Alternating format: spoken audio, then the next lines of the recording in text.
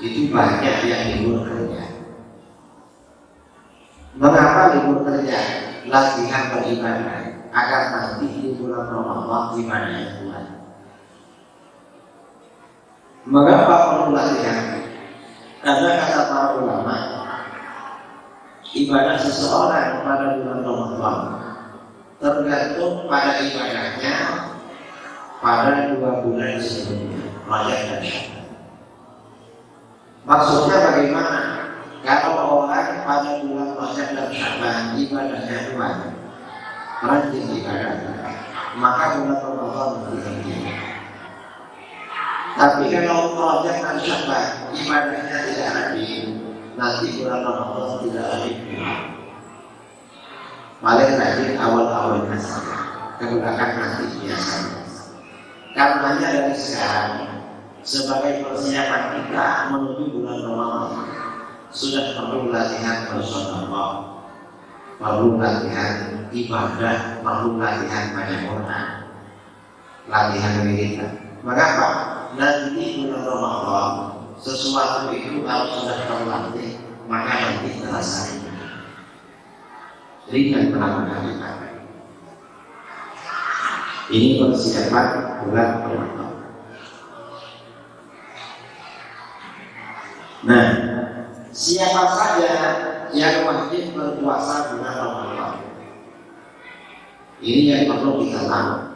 Allah Subhanahu wa taala berfirman di dalam Al-Qur'an, "Ya ayyuhalladzina amanu kutiba 'alaikumus-syiyamu kama kutiba 'alal ladzina min qablikum la'allakum tattaqun." Hai orang-orang yang beriman, telah diwajibkan pada kalian berpuasa. Jadi yang wajib berpuasa itu orang-orang beriman. Kalau orang kafir tak wajib puasa. Karena kalau kita punya tetangga muslim, nggak usah disuruh berpuasa karena memang tak wajib. Dia wajibnya masih Islam. Kalau sudah Islam maka wajib puasa. Kutiba 'alaikumus-syiyam, puasa telah diwajibkan pada kalian. Karena kutiba 'alal ladzina min qablikum, sebagaimana puasa Ramadan telah diwajibkan pada orang-orang sebelum kalian. La'allakum tattaqun, barangkali kalian menjadi orang-orang yang bertakwa. Nah, di sini ada kalimat la'allakum tattaqun, barangkali kalian bertakwa. Barangkali ini kalau orang biasa itu hanya berharap, tetapi kalau Allah yang mengatakan barangkali itu berarti sungguhan. Barangkali nanti kalian bertakwa. Artinya apa? Sungguhan memang orang itu kalau puasa Ramadannya bagus, maka dia nanti benar-benar akan menjadi orang yang bertakwa. Ini di masjid-masjid memang seperti masjid sini yang banyak anak-anaknya. Kalau ada acara-acara anak-anak memang bergurau, dan itu tidak apa-apa. Mengapa? Karena mereka memang masih anak-anak, dunianya memang berkurang. Dan mungkin saya dulu ketika kecil juga begitu. Kalau ada acara-acara yang datang, tapi itu berkurang. Jadi tidak perlu dimarahi, karena memang di dalam hadis itu muraqabus sabi fi sunanihi ziyadatun fi aqlihi fi imanihi. Hadis secara bahasa. Kalau secara syar'i, secara istilah, puasa itu artinya apa? Menahan diri dari makan, minum, dan perkara-perkara yang membatalkan puasa sejak terbitnya fajar sampai terbenamnya matahari. Itu namanya puasa. Jadi menahan diri. Dia tidak makan, tidak minum, tidak merokok, kemudian tidak melakukan hal-hal yang dapat membatalkan puasa. Tidak melakukan juga. Itu namanya puasa. Nah, puasa itu waktunya mulai jam berapa? Puasa itu waktunya yang mulai terbitnya fajar, mulai subuh. Cuma biasanya oleh para ulama jarak antara insan menahan diri dengan azan subuh itu biasanya 10 menit. Mengapa 10 menit? Sekarang ini subuh jam berapa? 5. Jam 5? Hah? 5 kurang 15. 5 lewat 15 kurang. Nah, kalau subuh itu jam 5 kurang 15, maka berarti imsak itu 10 menit sebelum. Jam 5 kurang 25 itu bisa. Mengapa begitu? Kita ini kan mengikuti ilmu Islam, tidak mengikuti itu ya. Kita misalnya sholat isya, Anda pernah melihat meja merah, mendung merahnya, hilangkan kan? Hilangkan. Lalu dijodohkan dengan kalian yang berapa? Kita ini mengikuti ilmu Islam. Nah, dalam perhitungan ilmu Islam, fajar itu ini kan imsak jam 5 kurang 25, subuh jam 5 kurang 15. Berarti menurut perhitungan ilmu Islam, terbitnya fajar itu jam 5 kurang 20. Waktu subuh itu sebenarnya masuk jam 5 kurang 20. Cuma untuk sholatnya agar lebih berhati-hati. Khawatir sholat terlalu awal, fajar belum keluar, diundur 5 menit menjadi jam 5 kurang 15 untuk sholat subuh. Sedangkan untuk puasanya agar benar-benar yakin kita tidak makan pada waktu fajar, puasanya dimajukan 5 menit menjadi jam 5 kurang 15. Karenanya kalau orang itu masih makan, masih minum awal-awal imsak itu gak masalah. Mengapa? Sejarah perhitungan ilmu hisab masih ada 5 menit. Jadi terbitnya fajar subuh itu tengah-tengah antara imsak dengan azan subuh 5 menit ya. Kalau sudah dapat 5 menit itu bagian bisa jadi memang sudah fajar sampai betul dasar puasa. Jadi sebagian orang-orang salafi yang tidak mengerti persoalan nggak ada imsak itu tidak. Dan terus gimana? Makannya berhenti sampai azan subuh. Dan dia azan subuhnya ikut mana? Apa memang dia melihat terbitnya fajar? Kalau memang melihat terbitnya fajar tidak apa-apa. Tapi kalau dia subuhnya mendengarkan subuhan di masjid, nggak boleh seperti itu. Nggak boleh. Mengapa? Dia kalau azan subuh di masjid pas terbitnya fajar. Kalau azannya telat 10 menit 20 menit nggak sah puasa. Ini orang-orang yang suka menyalahkan. Kalau insaf katanya dalilnya bid'ah tidak ada dalil. Ini nggak ngerti persoalan sebenarnya. Sebenarnya ya kalau kamu insaf, jangan pakai hijab, jangan pakai alas kaki. Kalau zuhur misalnya, zuhur apakah lihat matahari zuhur? Nanti kalau asar ukur lagi banyaknya 2 kalinya bendanya lebih apakah? Jangan ya, karena jam nggak ada pada masa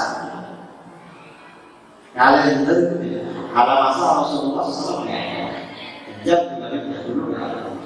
Ini kalender salah jam dibuat oleh para ulama untuk memudahkan sebenarnya. Kita ini oleh para ulama kita sudah dididik mudah, kan mau terus. Ini salah kaprah. Ini perlu kita bicarakan karena setiap bulan suci Ramadan ada saja orang yang mempersoalkan. itu menahan diri dari perkara-perkara yang membatalkan puasa, mulai terbitnya fajar sampai terbenamnya matahari. Jadi begitu. Nah, kemudian apa saja yang harus ditahan selama berpuasa? Selama berpuasa gak boleh makan, gak boleh minum, gak boleh. Kemudian gak boleh memasukkan perkara-perkara ke dalam perut, gak boleh. Atau ke dalam badan. Misalnya memasukkan air ke dalam telinga, atau memasukkan bulu ayamnya ke dalam telinga karena haram. Karena sebagian ulama mengatakan halal, sebagian mengatakan haram. Tapi enak berhati-hati. Kalau mandi sebaiknya berhati-hati kalau puasa. Kalau nggak berhati-hati, telinga masuk ke dalam telinga, air masuk ke dalam telinga, sebagian ulama membatalkan.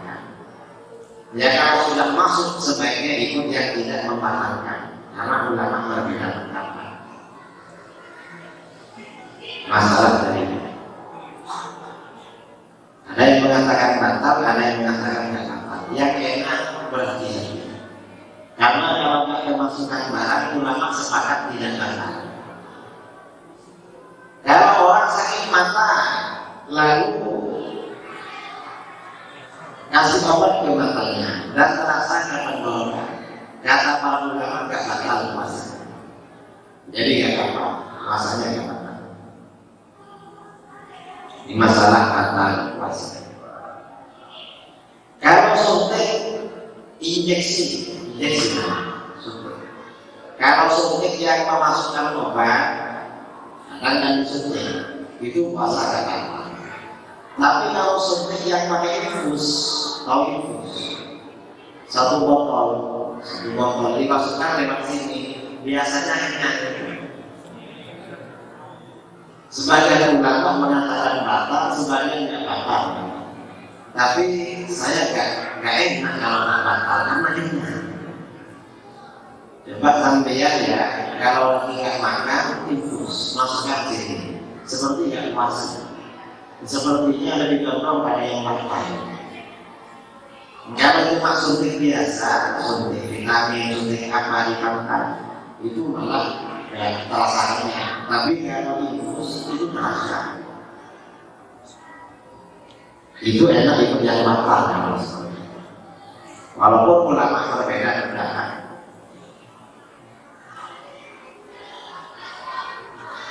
Nah, kemudian juga bagaimana kalau bersikat gigi? Sikat gigi, sebaiknya bersikat gigi itu yang baik sebelum tidur. Karena kalau setelah subuh sikat gigi ini nggak batal, cuma makruh. Mengapa makruh? Karena terlalu segar, terlalu enak. Coba misalnya setelah sholat subuh tidur lagi, lalu itu sikat gigi, apalagi gigi segar lagi, enak.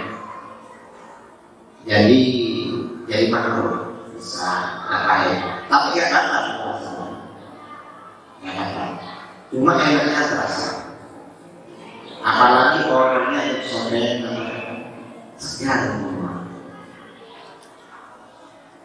Gak batal, tapi ya hati-hati. Walaupun tidak membatalkan puasa. Termasuk tidak membatalkan puasa, ibu-ibu menyicipi rasa makanan, masakan. Apa asin atau enggak. Tapi cuma dimasukkan ke mulut, setelah itu diudahkan lagi. Kalau ditelan ya apa? Misalnya ini asin banget, begitu kan? Ya cuma kalau terpaksa misalnya ada buka bersama di masjid, kita ini kan perlu menyajikan yang enak para jemaah, biar puasanya mantap. Puasanya mantap. Dan orang buka puasa itu dianjurkan jangan banyak tanya. Mengapa? Agar terasa puasanya. Karena kalau banyak seperti balas dendam, cuma merubah siklus makan. Akhirnya waktu sholat isyaknya dan waktu tarawihnya ngantuk, terburu-buru. Kalau banyak makan, ya kalau memang mau banyak nanti habis tarawih makan lagi. Jadi biasanya sebagian orang soleh itu berbuka itu yang penting batal.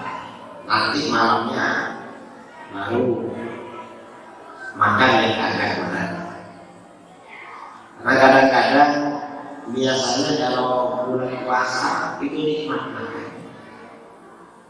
Lebih senang makannya orang berpuasa daripada orang yang tidak berpuasa. Itu bukan karena sehari yang makan, tapi karena ada barokahnya. Liswan difarahkan. Orang yang berpuasa itu ada dua kebahagiaan. Farhatun 'inda ifthari, bahagia ketika dia berbuka. Karena ada keberkahan. Wa farhatun 'inda liqa'i rabbih, dan bahagia ketika meninggal dunia. Jadi orang yang berpuasa itu nanti ketika meninggal akan bahagia. Ini tata cara puasa. Kemudian ada orang-orang yang tidak boleh berpuasa. Siapa? Orang haid dan orang nifas tidak boleh puasa. Haram hukumnya puasa karena tidak boleh. Ya nanti setelah Ramadan tidak boleh. Lalu ada orang-orang yang boleh tidak berpuasa, sebenarnya wajib 5 menit. Siapa? Perempuan yang menyusui itu boleh tidak puasa, atau perempuan yang hamil boleh. Kalau puasa mengganggu boleh. Cuma kalau dia berpuasa yang terganggu dirinya bukan bayinya. Ada wanita menyusui atau wanita hamil. Kalau dia berpuasa dirinya yang terganggu, bukan bayinya, maka dia boleh tidak berpuasa dan tidak wajib bayar fidyah. Karena gangguan cuma pada dirinya. Kalau dia berpuasa yang terganggu bukan dirinya tapi anaknya. Anaknya lemes, kurang sehat karena ibunya berpuasa, maka boleh tidak berpuasa dan wajib bayar fidyah. Yang bayar bukan dia, yang punya anak, yang suaminya yang bayar. Tapi kalau bayar sendiri juga tidak apa-apa. Bayar fidyah. Fidyahnya berapa? Sehari beras 6 on atau 7 on. Terserah. Berarti kalau 10 hari berapa anak tidur? Orang yang menyusui dan orang yang ini perempuan yang hamil. Kemudian ada yang boleh tidak berpuasa dan bayar fidyah saja. Orang yang sakit yang mampu berpuasa seperti kena penyakit mah, itu sudah tidak wajib, tapi wajib bayar fidyah. 1 hari 6 on atau 7 on beras. Ini ganti. Artinya tadi. Nah, termasuk yang boleh tidak berpuasa musafir. Musafir yang dibolehkan kosong. Berapa musafir dibolehkan kosong? Itu perjalanan 80 km. Tapi kalau di Batam ini kan ya Batam masih sampai 80 km. Orang Batam kalau kerja dari rumahnya di Bandung, kerjanya ke dekat bandara, kerjanya di dekat Batam Center, kerjanya di Batu Kaki. Masa sampai 60 km? Tidak sampai. Nggak boleh. Jadi tetap wajib puasa. Kalau perjalanan jauh itu boleh tidak berpuasa. Boleh. Bagi orang yang bekerja berat, bagaimana? Ada seorang suami untuk menafkahi keluarganya, dia harus kerja sehari. Ketika kerja dia tidak mampu dan kuat lapar seperti mau mati, maka bagaimana? Boleh berbuka pada waktu itu. Tapi berangkat dari rumahnya puasa. Soalnya sampai di tempat kerja kan belum tentu. Ada pekerjaan penuh, kadang-kadang bukan kadang-kadang. Di rumah kalau di pertengahan nggak mampu boleh berhenti. Kalau di desa-desa itu seperti ini, ada orang petani dan musim panen. Maka bagaimana? Karena sawah-sawah bukan dekat rumahnya, dia tetap wajib berpuasa. Cuma nanti kalau pas waktu panen dia agak kuat, memang ya apa-apa berarti dan bagaimana?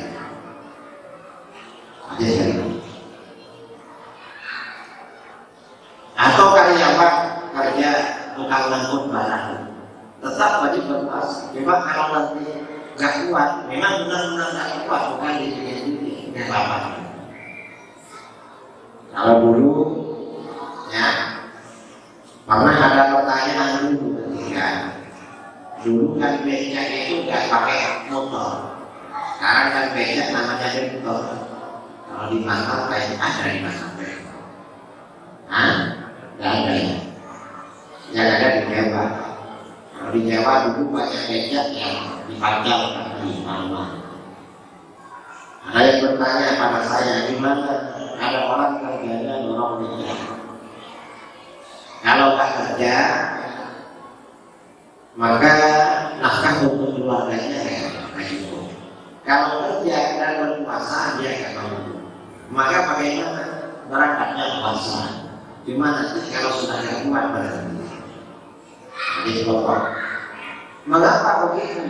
Dia mampu tidak mampu kan belum jelas. Karenanya dia berangkat dari rumahnya berpuasa. Karena kadang-kadang mungkin dia sebenarnya mampu. Sebenarnya dia itu mampu. Bisa jadi pada saat itu nanti dia mampu. Makanya dia diteruskan aja dia kerja. Khawatir kan gak pasti. Karena saya dulu ketika masih di pondok bulan Ramadan kemana-mana, ada sopir dan kondektur itu biasa walaupun bulan Ramadan tidak puasa. Ada sebagian sopir dan kondektur itu puasa. Saya bisnya itu sampai jauh-jauh puasa. Biasanya sampai di terminal, sopirnya itu tidur-tiduran 5 menit sebelum setelah itu berada main puasa ya. Ada yang gitu, ada yang nakal. Sebenarnya masalah ini tergantung antara yang nakal dan yang tidak nakal. Kalau yang nakal ya dari hal tidak berpuasa. Ini permasalahan puasa. Terus apa lagi? Pada bulan Ramadan, ya, bulan Ramadan ini sebaiknya diisi dengan aneka makan ibadah. Jangan banyak main-main. Jangan nonton TV selama bulan Ramadan. Mengapa? Karena nonton TV itu kalau isinya positif cuma minimal 4. Dan di TV itu kebanyakan yang haram. Haram isinya TV. Kalau di TV itu ada acaranya, kalau laki-laki yang nonton pasti suka. Walaupun ada acara apa, Al-Quran, acara apa, itu biasanya yang menjadi hostnya kan cantik-cantik, nggak ada yang bilang. Laki-laki pasti suka sama hostnya. Bisa mengharuskan apa? Dari yang laki-laki dan yang perempuan biasanya suka tidak. Itu kalau acaranya yang positif. Kalau acaranya yang negatif ya tambah rusak. Kok negatif? Yang dibicarakan yang jelek-jelek. Coba ya kamu nonton TV ya. Di TV itu ada berita khusus kejahatan. Misalnya berita tentang dan saya heran di TV ini kenapa tidak ada berita khusus kebaikan? Misalnya terus malam ini ceramah di sana, besok di sana. Tapi yang mencuri itu yang mencuri, kemudian yang nakal-nakal masuk TV kita. Yang nonton seperti itu nggak bagus, nggak bagus. Jadi tidak hati-hati, karena ini bulan suci Ramadan. Bulan suci Ramadan ini memang bulan pintu surga terbuka lebar-lebar, pintu neraka ditutup, dan setan itu semuanya dibelenggu. Setan itu dibelenggu. Mengapa setan dibelenggu? Untuk membantu orang-orang beriman beribadah. Ustaz, kalau setan itu dibelenggu, kenapa masih malas beribadah? Yang malas beribadah itu karena dia sama malas, bukan karena setan. Setan bukan ulama istirahat. Jadi kata para ulama, kalau ada orang bulan Ramadan masih melakukan maksiat, itu bukan dari setan, dari dia. Dia nafsunya sudah rusak. Karena setan dibelenggu. Coba lihat kalau malam ya keluar rumah jalan-jalan, suasana ini adalah mengapa setan ya? Karena setelah bulan Ramadan habis, suasana sudah berubah. Setan ada di sekitar, mengganggu. Karena di bulan Ramadan ini ya benar-benar masa-masa baik untuk beribadah. Karena bulan Ramadan dianjurkan banyak bersedekah, dianjurkan banyak membaik, terutama memberi buka puasa. Karena orang yang menyiapkan buka puasa untuk orang yang berpuasa, pahalanya double. Selain pahalanya sendiri, dapat pahalanya orang yang berbuka puasa. Dianjurkan buka puasa. Tapi kita wajib puasa dirinya, bukan kamu gak puasa, saya sudah kasih juga orang yang berpuasa. Kan pahalanya sama. Ya betul itu. Karena orang tetap wajib puasa. Jadi kita ingin puasa, dianjurkan ngasih buka puasa. Ini persiapan ya bulan Ramadan. Jadi bulan Ramadan nanti biasanya tidak mudik ke Jawa, ke Kalimantan, Sumatera di sini bulan puasa. Ada yang mudik, puasanya di kampung apa di sini? Di sini. Kalau yang bukan di sini bagus lah. Di sebagian daerah itu kalau buka puasa tukar-tukar mahal. Tukar-tukar sama-sama bawa ke masjid nanti tukar-tukar. Mengapa? Pahalanya tidak berapa.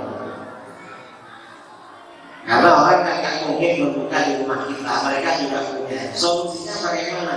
Yang tukar-tukar itu biar kita dapat pahala puasa dan pahala kasih buka puasa. Itu namanya rekayasa, dan gak apa-apa seperti itu. Ya syukur-syukur kalau misalnya ada orang-orang yang tidak mampu, lalu kita kasih buka puasa tanpa mentah. Karena di bulan puasa tetangga-tetangga kita sekitar yang tidak mampu dipaksa puasa. Sudah kamu puasa nanti bukanya seantar nasi itu besar. Jadi diperhatikan bulan puasa. Ini berkaitan dengan persiapan memasuki bulan suci Ramadan. Kita ini biar tahu. Ini pokok-pokok yang perlu saya sampaikan hal-hal berkaitan dengan puasa Ramadan. Mungkin sebelum saya tutup dari saya, ada yang mau ditanyakan berkaitan dengan puasa Ramadan. Nah nanti di bulan Ramadan itu dianjurkan sholat tarawih. Kalau masjid sini berapa orang? Hah? 23? 11? Hah? Jadi 23, ada yang berhenti 11. Tidak ada apa-apa.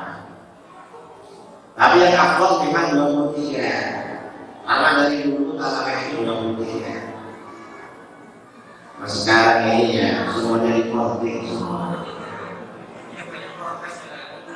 Apa?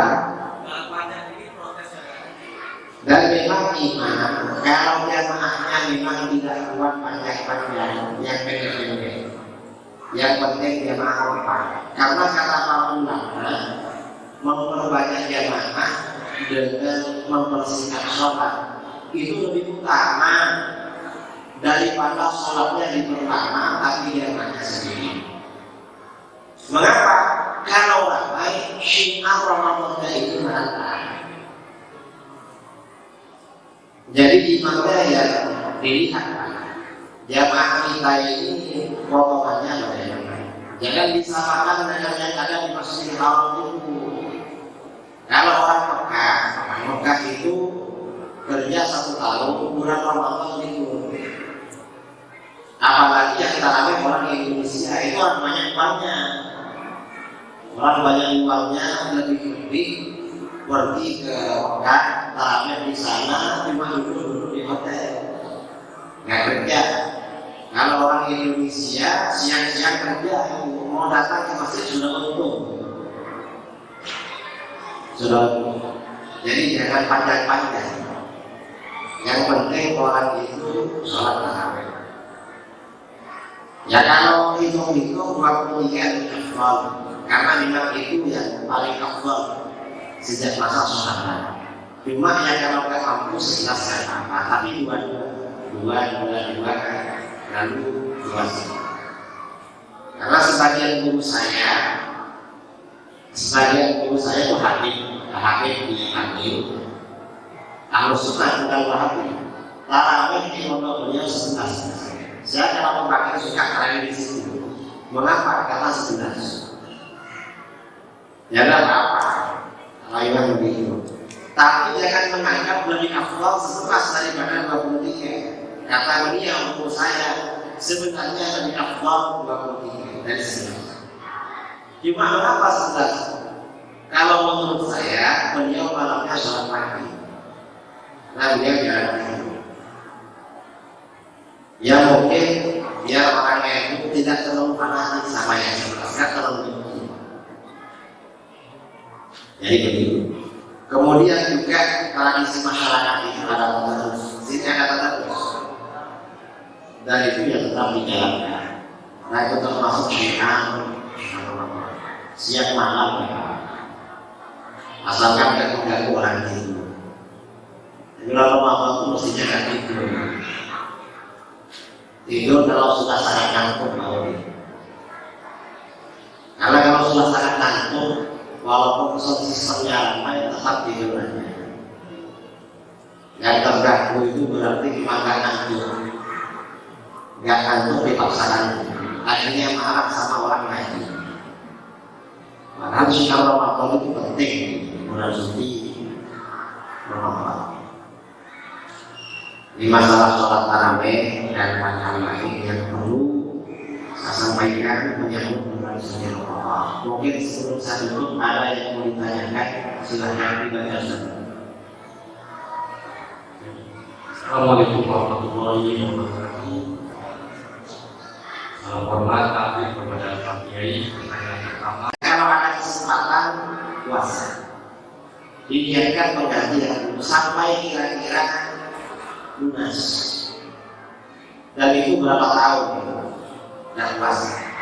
Kalau bertahun-tahun berarti setiap tahun itu 12.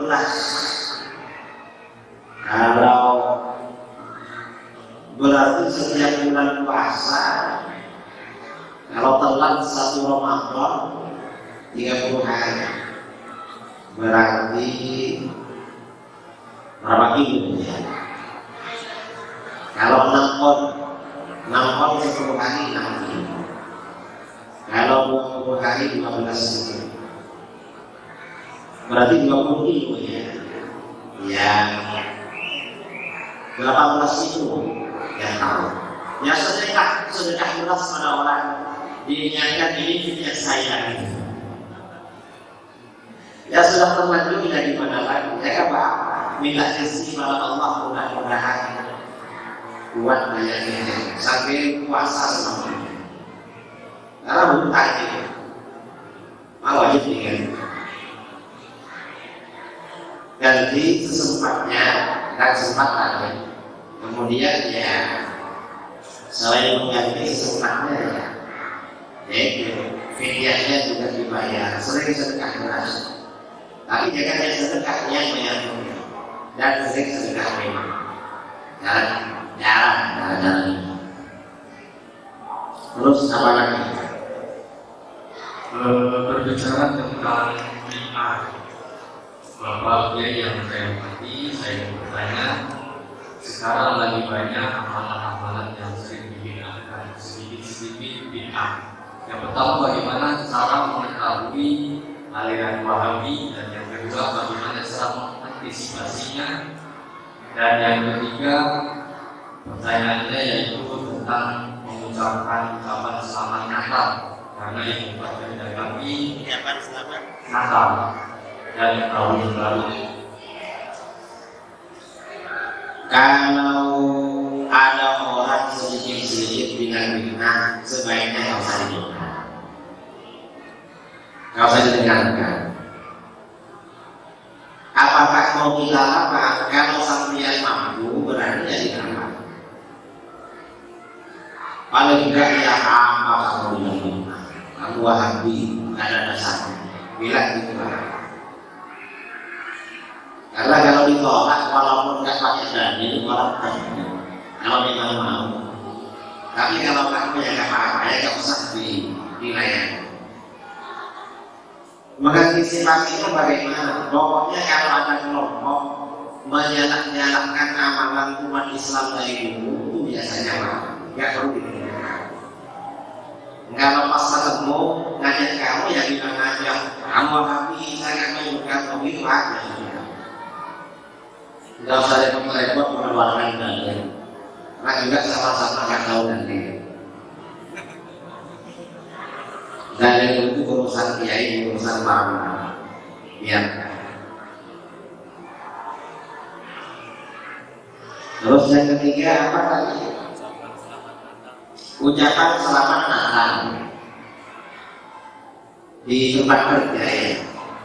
Itu hukumnya bagaimana? Kalau ulama dulu mengatakan haram, kalau ulama sekarang mengatakan boleh. Kamu terserah. Kalau kamu bisa kan mengucapkan selamat Natal, ikut ulama dulu. Berarti meninggalkan perkara haram, pahalanya besar.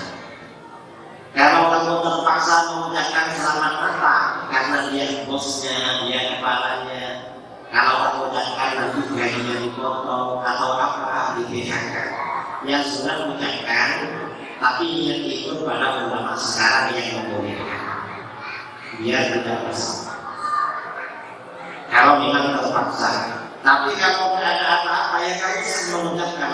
Kalau tidak ada apa-apa, saya ini tetangga di belakang rumah saya, sebelahnya sawah, dia beberapa musim itu satu kampung Kristen. Mereka sering menitipkan sepedanya dulu di rumah saya. Dan anak-anak mereka kalau sekolah SMK di sebelah rumah, sepedanya ditaruh di depan rumah saya. Dan kita biasa jumpa mereka, tidak pernah mengucapkan selamat Natal. Tidak apa-apa walaupun tidak mengucapkan. Mereka juga akan menuntut kalau kita Ustaz.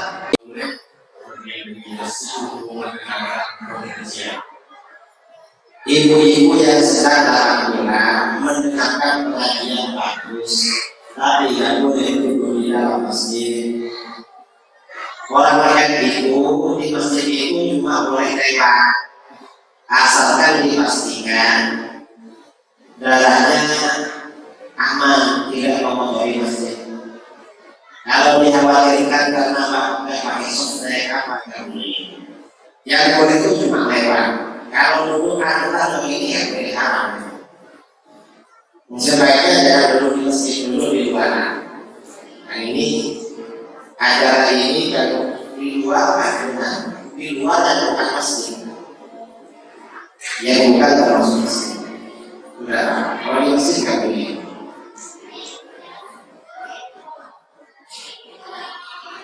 Terus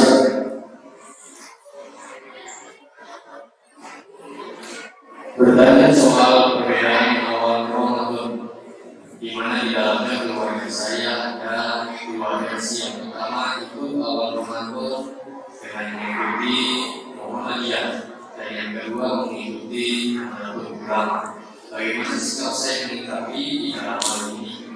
Assalamualaikum warahmatullahi wabarakatuh. yang bagus itu mengikuti dan sesuai dengan keputusan pemerintah. Yang bagus. Mana dari organisasi itu yang keputusannya sesuai pemerintah itu lebih bagus. Mengapa? Karena di dalam Al-Quran ada ayat Atiullah wa atiur Rasul wa ulil amri minkum.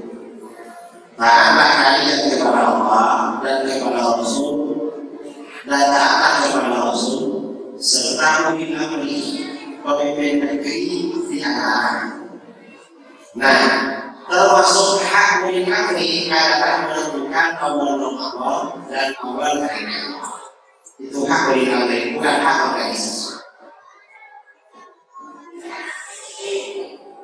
Jadi lebih baik mengikuti yang sesuai dengan keputusan pemerintah. Mengapa dia tidak terjadi? Kalau memang mau mengikuti keputusan Muhammadiyah misalnya, yang lebih awal, ya nggak apa-apa, tapi jangan bilang semua. Dia akan bertengkar.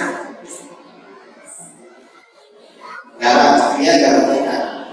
Saya dulu kadang-kadang dulu ini kadang-kadang Muhammadiyah itu kan hari rayanya di awal, hari raya. Pemerintah melarangnya. Saya dulu kadang-kadang ikut dengan Muhammadiyah. Cuma kadang-kadang aja. Mengapa itu? Karena ternyata kayak itu menurut saya seperti Muhammadiyah. Saya ikuti aja. Mengapa? Biar hubungan berbuka. Ya sudah jadi kayak ini, cuma perdebatan. Dan orang-orang bilang dengan kuasa lama-lama kayaknya orang mengikuti kayaknya. Tapi kalau orang sendiri kadang-kadang begitu. Cuma yang baik itu yang sesuai dengan itu, yang tidak terjadi fitnah. Karena kalau berbeda dengan pemerintah, apalagi pokoknya berat bisa dihukum. Karena kalau pemerintah. Karena memang ini hak pemerintah. Kata para ulama dalam kitab-kitab tafsir, hak pemerintah menentukan awal Ramadan, menentukan hari raya. Kalau memang mau ikut Muhammadiyah atau kalender di pondok-pondok yang menetapkan sebelumnya sudah hari raya kan apa? Tapi jangan dilakukan, biar nggak terjadi.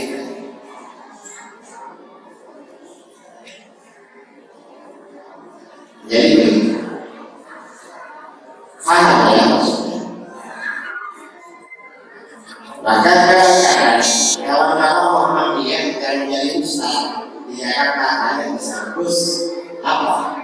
Saya ini kan besok sudah gak puasa. Terus cuma saya menjadi imam dan khotib besok lusa. Ya apa ini? Mestinya sampai besok puasa. Jangan ikut Muhammadiyah, kasihannya.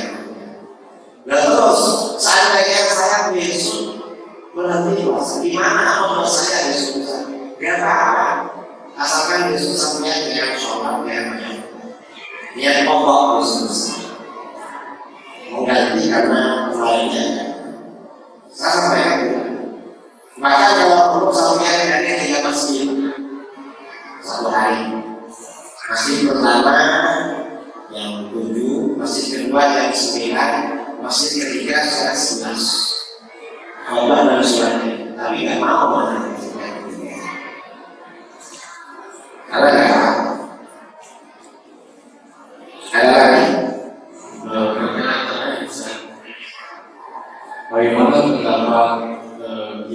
tentang organisasi Hizbut Tahrir Indonesia dan sistem khilafah yang bagaimana yang ini diterapkan. Bahkan ada salah satu ulama kita yang mengatakan bahwa Rasulullah tidak berhasil menerapkan agama Islam yang ada di alami sebelum adanya khilafah. Hizbut Tahrir itu secara ideologi berbeda dengan Ahlus Sunnah wal Jamaah. Apa perbedaannya? Di antaranya Hizbut Tahrir itu tidak beriman pada takdir.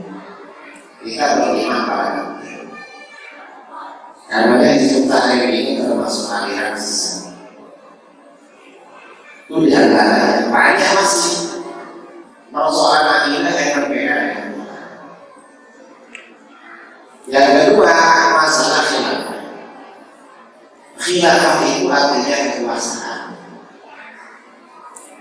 Sekarang khilafah nggak ada. Ya gimana mau dilaksanakan? Memang nggak ada. Nggak ada khilafah. Karena umat Islam sekarang ini kalah dengan hegemoni barat. Khilafah itu artinya di mana umat Islam berkuasa dan mengendalikan dunia itu khilafah. Khilafah ini oleh Allah diberikan ketika umat Islam ini imannya kuat dan orangnya sudah. Kalau saudara nggak bisa, nggak bisa. Kalau orang Rasulullah nggak bisa menyebarkan rahmatan di alamin sebelum adanya khilafah, ya nggak betul, nggak boleh. Karena Rasulullah itu begitu diutus sudah rahmatan di anak. Enggak perlu khilafah. Itu tidak perlu ditanggapi. Dan sepertinya beliau sudah tahu kan. Lama video lama. Tidak usah Rasulullah sudah lama. Sudah ya.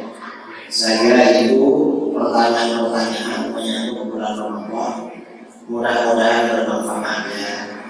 Mudah-mudahan kita bisa menjalankan puasa dengan sunnah, dengan khusyuk dan jauh dari maksiat yang membatalkan pahala puasa maupun perkara-perkara makruh yang mengurangi pahala puasa kita. Mudah-mudahan begitu.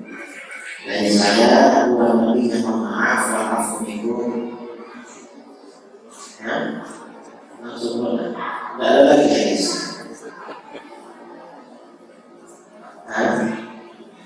Ini satu kali ya ini kenalan.